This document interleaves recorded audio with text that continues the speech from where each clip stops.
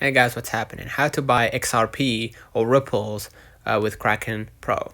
So first of all, what you need to do is hit search at the top right here.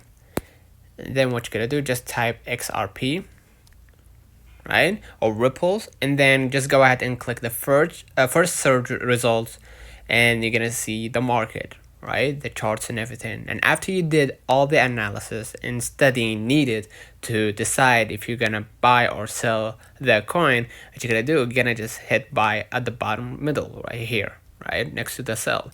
And then of course select the amount of ripples that you want to buy, right? And of course for safe trading, you're gonna just set up your own SP and SL because, or excuse me, TP and SL because you want to stop the bleeding if you lost from this trade or take the profit at a certain price. So basically, after you set up the take profit and the stop loss, you're gonna just go ahead and hit buy ripples, and basically you're gonna start profiting off of the market. So let me know in the comments if this video helped you. Don't forget to like and subscribe. Catch you in the next time.